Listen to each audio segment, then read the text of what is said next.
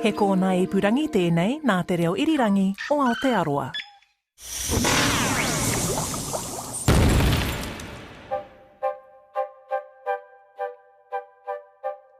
Kia ora, and welcome to Elemental, an RNZ podcast exploring all the chemical elements alphabetically. I'm Allan Blackman from the Auckland University of Technology. And I'm Alison Vallance.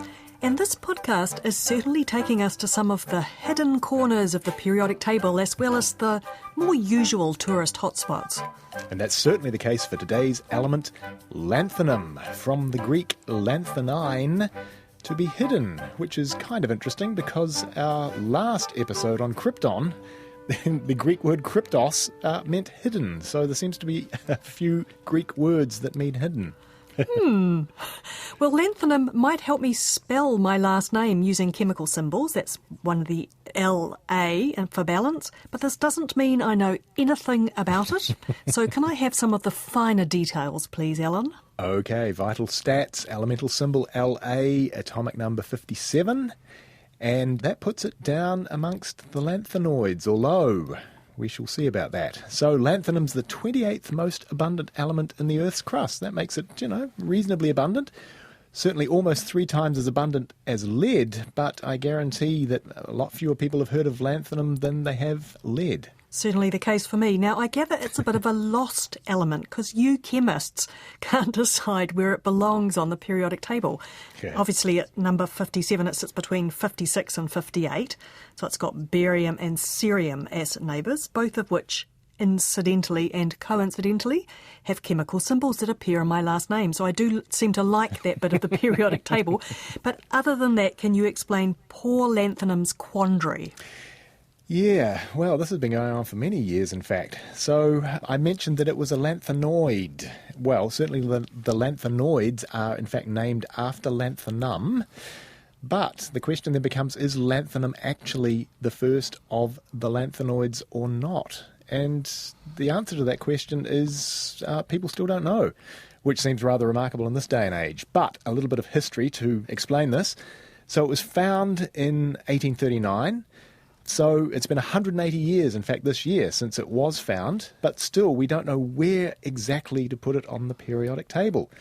So there's 2 possibilities. The first is that it's a lanthanoid element, and if that's the case, then it should sit with all the lanthanoid elements below the main body of the periodic table.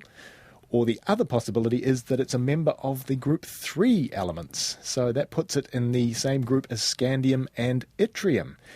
And that would then make it a transition metal. So finer minds than mine have failed to answer this question over many years. And the problem here comes because lanthanoid elements are characterized by the fact that they contain F electrons.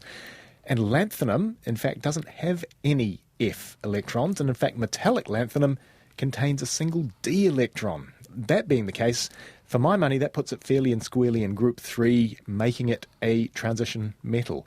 But just out of interest, have a look around the periodic tables on the internet and have a look at element 57 and see where those periodic tables put it. I guarantee it'll probably be about 50-50. Half of them will be in group 3 and half of them will be in with the lanthanoids. If it's so hard to place on the periodic table, I'm wondering, was it also hard to find in the first place? Yes, it was, and that makes it actually behave like a typical lanthanoid because of the many lanthanoids that we've discussed so far. The listeners would know that generally they took a little bit of finding, and lanthanum's no different. So it came eventually from a sample of impure cerium oxide, cerium being another lanthanoid that we've already covered, and that took a period of around about 12 years to obtain lanthanum from this impure sample of cerium oxide. So it does resemble the other lanthanoids in its reactivity towards air and water. Like all of those, it is very reactive to both of those. But really, quite unusually, it also reacts directly with such elements as carbon, nitrogen, phosphorus, and sulfur. That gives it some quite unusual reactivity, in fact. Is that useful, that reactivity? What do we actually use lanthanum for? Well, there's one major use, and that's about it, and then a few minor ones. It occurs in a thing called Mischmetal. Excuse my German pronunciation there. That's German for mixed metal. So it's present in that along with cerium and neodymium, and that's used in lighter flints. So that sort of spark that you get when you flick a lighter. I had no idea lighter flints were so complicated. It's just a very rapid oxidation reaction. That's all it is. Other uses. So there's a compound by the name of LANI5. So that's a compound of lanthanum and nickel. We're all into the hydrogen economy. We need some way to be able to store hydrogen. This is a quite remarkable material that can actually absorb up to 400 times its own volume of hydrogen and then release it. It's a reversible process. So that's a rather remarkable compound which may be useful in coming years if and when we all move to hydrogen. But most importantly, its major use is in the anode of nickel metal hydride batteries. And where would you find those? We find those in hybrid cars. In fact, we need quite large quantities of lanthanum for the production of just one hybrid car.